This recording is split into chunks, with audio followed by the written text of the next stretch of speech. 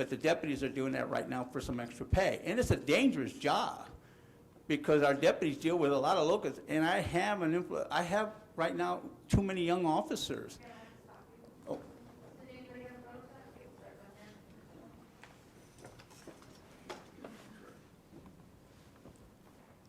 We talk about border security, and that's on everybody's plate right now.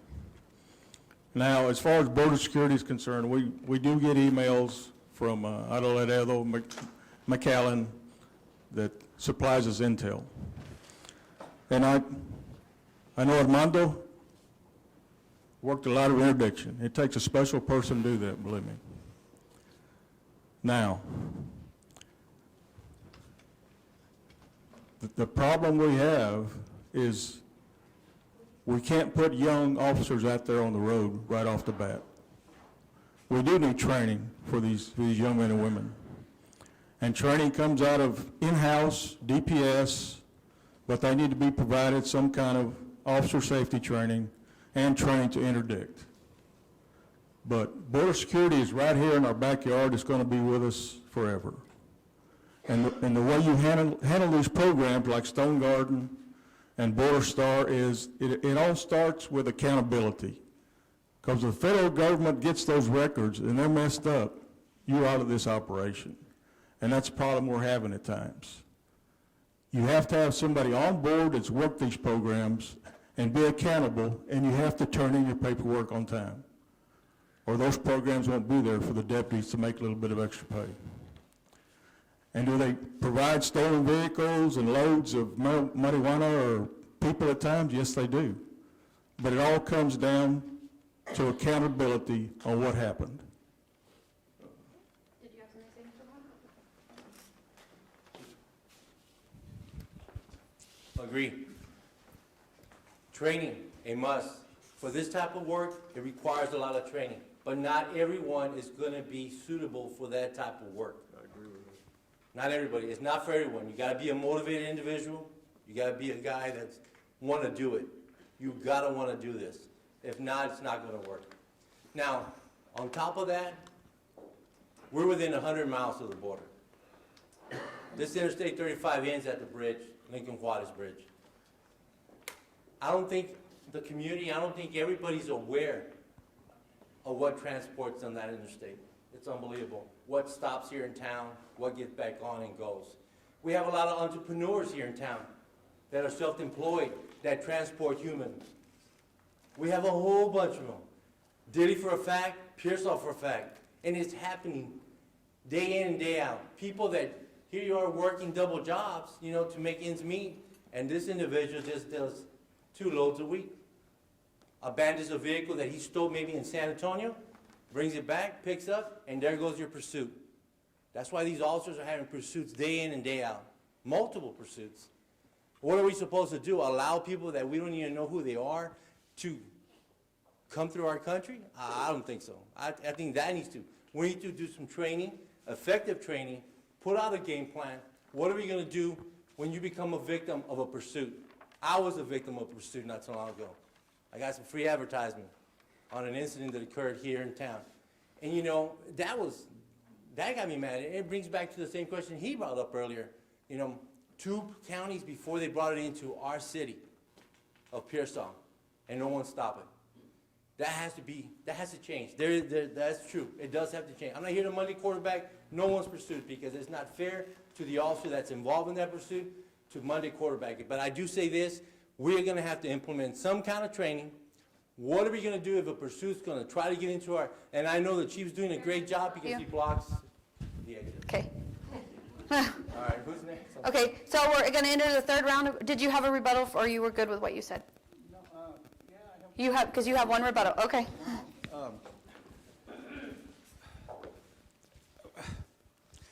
Pursuits, it's always going to be an issue. They can be avoided, of course, with training and so forth. Yes, training is the key. But where do we get that? Where are we going to be able to train them? We need to have the funds to send these individuals to get the training so they become good officers. Nothing comes free. There's some of my agencies that will come down and do training for a day or so, but that's not enough. when you specialize in something and it's in your heart, this is what I want to do, that's where I'm going to send you. I'm going to make sure I don't lose that enthusiasm, that drive that you have to fight drugs, smuggling. I'm going to put some of those resources into that individual, or 2 or 3, whoever shows that incentive, that shows me this is what I want to do for our community. I will direct funds there. I'll find the funds. I'll find the training. But you cannot put untrained officers in situations that they have not experienced yet. It's only a liability to the county, because that's the first thing they're going to sue. That's the first thing they're going to look at, the training that individual had and what you gave him. Pursuit's the same way. You cannot have an officer do a pursuit if he doesn't know how to do or was ever trained in the pit maneuver. You can't do that. A lot of people watch these TV shows and also the pit maneuver. If you're not trained to do it, that's a liability, because you might cause an accident. That individual that you pitted, you did it in a neighborhood or you did it and he got killed, you're going to answer to that. And it comes back to us. No, I did not train him. He should have never done that. So we have to train. By liability, eliminating liability is the training that we give these deputies and these officers everywhere. It hasn't changed. It never will change. But you are not, and you cannot kill the drive of a deputy that wants to do that kind of work. They're essential. They really are. But you've got to be good in just one thing. Sorry. Okay, we're going to start the third round of questions before you guys give your closing statement. So we'll start with Mr. Morris. How do you plan to work with county commissioners to deploy taxpayers' funds most effectively for Frio County law enforcement?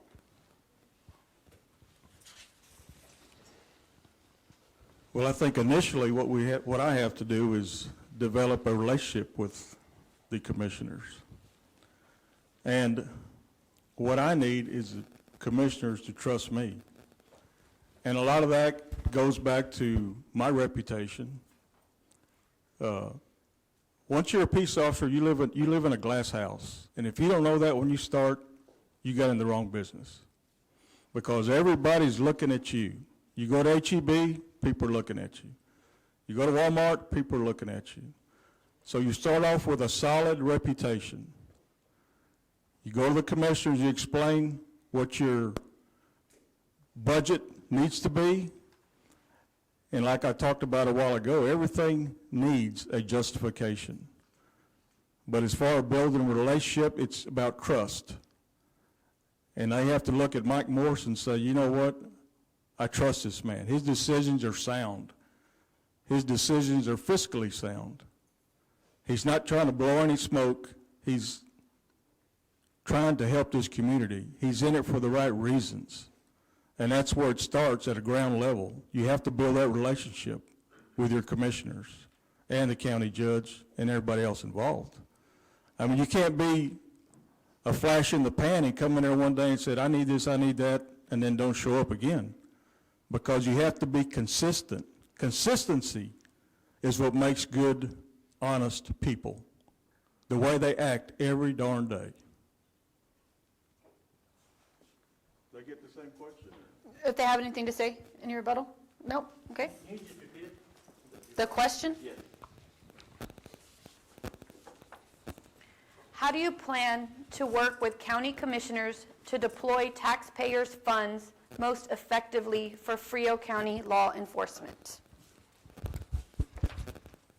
Well, it is important you have an open communication with the commissioners at all times, and to include the county attorney. I mean, it's a new job you're going to take in a task. In order to task it right, you're going to have to communicate. You're going to have to see what needs to be done. You might have your own ideas of what you want to do, but you might get shut down once you meet with the commissioner and say, well, you know what, maybe that's not the right thing to do.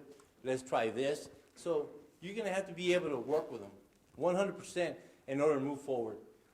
And being honest and being trustworthy and having a good relationship with every single one is very important. Thank you. Well, there's going to be change, of course. There's positions being run by individuals for positions there right now. So, of course, whoever is elected as sheriff is going to have to deal with new personalities, different point of views. Again, you go back to, you can ask. You can continually ask every meeting, I need this, I need this, I need this. If they don't want to give it to you, they won't. But if I go and approach them with numbers, look, this is how we can save money over here, or this needs repair right away before we'll have to double that expenditure. Give it to me now, let's fix it, and move on. But it's the controlling of your budget also. You have to control what they give you. We start January 1st.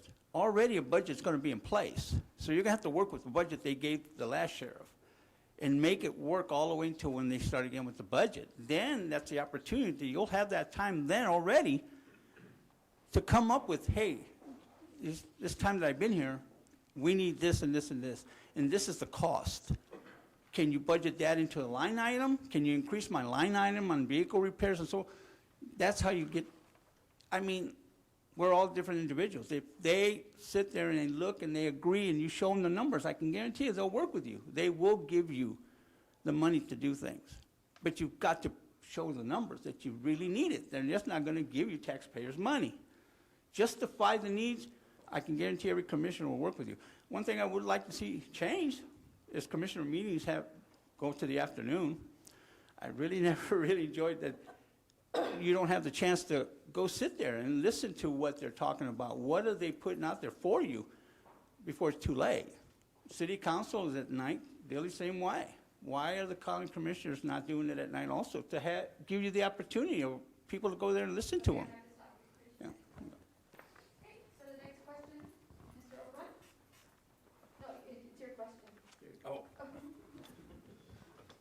Okay, ready? When Governor Greg Abbott signed into law Senate Bill 1849, better known as the Sandra Bland Act, the Texas Commission on Jail Standards requires several changes to the minimum jail standards. Do you know what these are, and what is the deadline to comply?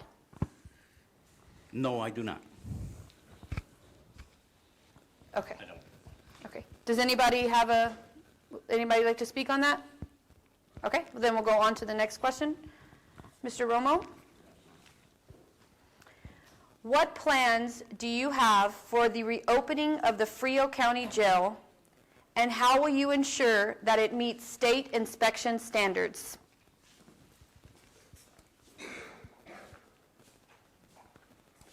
When it comes to the jail, you're going to have to hire a jail administrator that has very good experience and that's going to be able to communicate with the commissioners every month on what's occurring, what's needed, what's up to date.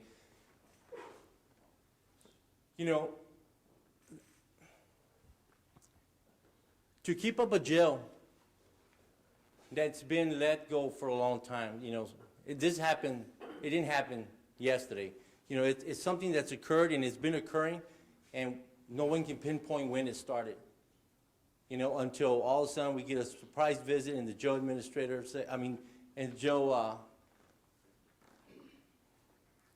decided that it was not up to par. Now, in order to continue this, you're going to have to stay on top of it 100%, and you're going to need to hire an experienced jail administrator in order to handle those situations. Because as the sheriff, you're head of the department, but you don't have the experience that a jail administrator has in order to handle day in and day out situations that are occurring in the jail. What's needed, what's not needed, you know, what needs to be fixed, what isn't fixed. You know, it entails a whole lot of things because, you know, you got from a camera system that's surrounding the facility to making sure you have a padded room for certain individuals to making sure you have an RN that's there at your disposal in order to handle any crisis that occurs inside the facility. So it entails a lot, but it entails someone that has that experience. And that would be a jail administrator to handle that. Does anybody have a rebuttal to that? Okay, we'll start down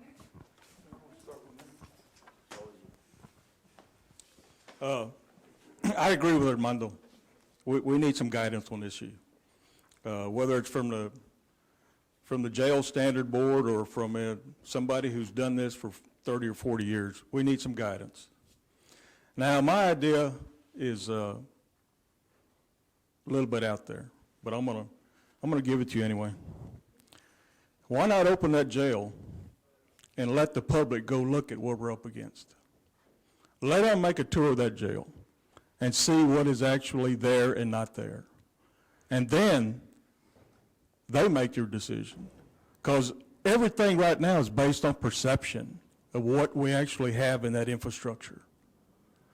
People out of this county, whether you're Dilly, Moore, Bigfoot, or wherever, you need to go take a look at this facility.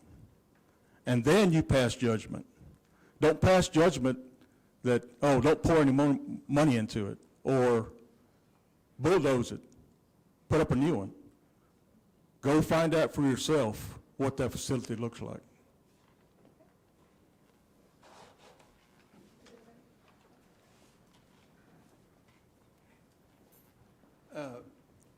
Of course, again, it's that position you're going to hire for, jail administrator. Who is responsible for the hiring of that individual? I don't know. Last time they had one jail administrator, he's in prison now. So that background check was not done. That individual slipped through the cracks and got a good paying job, and only the ADA that looked into some of the actions that he was committing caught it and prosecuted him. But he also violated a lot of federal laws. He was traveling all over the place without a license, transporting prisoners, which he had no authority to do. That was our jail administrator. That's the importance of background, making sure we have the right people. But the jail administrator answers to the sheriff. He doesn't run the ship by himself back there. The sheriff is responsible for that person too, to keep him in line, to make sure that he is doing his job. Because if he's not, then we need to replace you and bring you back, because you're gonna cause us some problems. That's the responsibility of the sheriff. Doesn't matter who you hire, we still have to supervise him. I am still his immediate supervisor. And I'm expecting whoever we do hire, he's gonna meet the guidelines and the rules of the jail standards. I will be closely communicating with them to make sure that when he talks to me, that's exactly what they told him.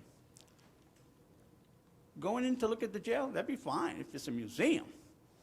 But really, the sheriff, or whoever his chief deputy is going to be, they have a responsibility to go to the commissioner and tell them the truth, exactly how it is, and ask for the funds to fix that thing. That's just plain and simple. They got to do their jobs. I got to do my job. The person I hire has got to do his job. If my chief deputy can't do it, I'm replacing my chief deputy. Okay, I'm going to have to stop you. Your 2 minutes is up. Go ahead. Absolutely correct. That is very much true. It is going to take team effort. You know, if I as the sheriff need to go to commissioner's court meeting and give an update of what's occurring, jail administrator is going to come with me, and he's going to give his input.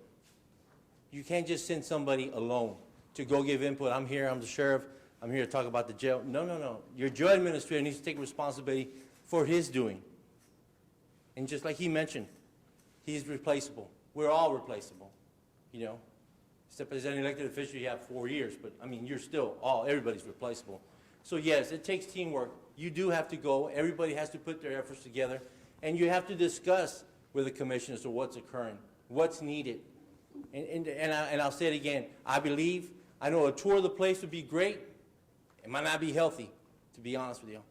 But I do say this, a good consultant, and I say this to have in record because then the taxpayer is going to say, my God, we're going to spend a lot of money. Did anybody do an assessment of the place? That's the reason I mentioned having a good consultant to go look at the place, assess it, and then you have something to fall back in case the community attacks you and say, hey, man, that's a lot of money you're spending on a new facility. Well, we have it on paper that it was no good, and that's why we're moving forward with a new facility. And that's my take on that. Anybody want to pass it on? Question? What issue do you believe is the most critical today for the effective operation of the sheriff's office? Repeat that again one more time. Oh, yes. Hold on 1 second. I want to make sure. Okay. What issue do you believe is the most critical today for the effective operation of the sheriff's office?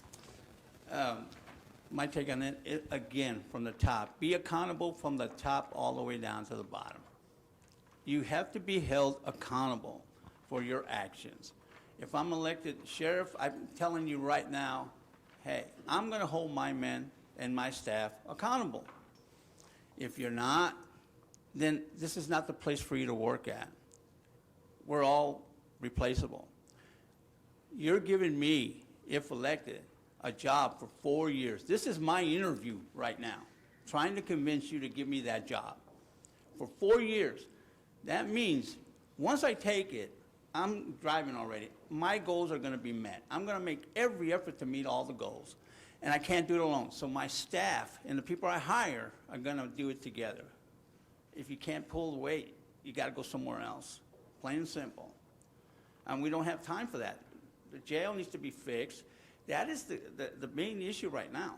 But it goes back to who you hire. I cannot be, I'm going to hire experience in those levels.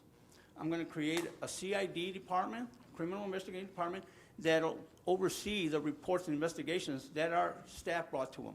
They will fix those cases. They will prepare them and get them ready for prosecution. But then it falls into the district attorney's office or the county attorney's office to say, yes, that case is ready. We got to look at everything. I cannot and will not be good at one thing. I must be good in every field of law enforcement. I'm not saying I'm an expert in all of it, but I carry the experience to do it. And I want to pass that on to my chief deputy and my captain, lieutenant, and so forth. They have to work under my plan, not theirs. Okay. Does anybody have some, well, 1 second, Mr. Obregon. Mr. Morris, did you have something to say to that? Sure. Okay.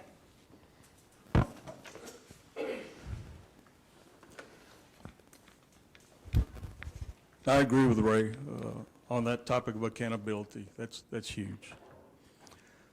I think first and foremost for me is bringing this department back to having some respect. And that all begins with the leader. The man you are and the better man you become a leader. You empower the people that work for you. You care about them.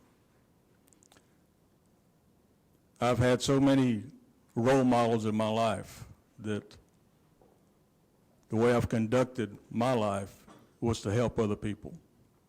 And I'm not telling you that just because I want to be your sheriff. But we need to bring this sheriff's office, sheriff department back to have some respect. Your department, whether you know it or not, takes on the personality of your leader, of your sheriff. And I'm not saying that all my deputies, men and women, are going to dip snuff and not say anything. That's not true. So, but like I said before, we live in a glass house. And people are watching us. We need to bring back respect, first and foremost. And I agree with Ray, accountability issues. But we need to start from scratch and get this thing on the road. Because the more we talk about it and don't do anything about it, we'll just sit there and spin our wheels. Did you have something to say, Mr. Obregon? Yes, I agree with both of these guys very strongly. And everybody talks about respect. I believe that's very important. And I think that's one of the main things that's lacking in the sheriff's department. Respect and having accountability to, the officers. You get a lot of them, and this has been talked about, and I've said it once before, you get a lot of them that because they have a badge and a gun, they believe they're above the law. That needs to be changed from the ground up. And it comes with respect. And nobody gives you respect. You earn it. That's what I have to say.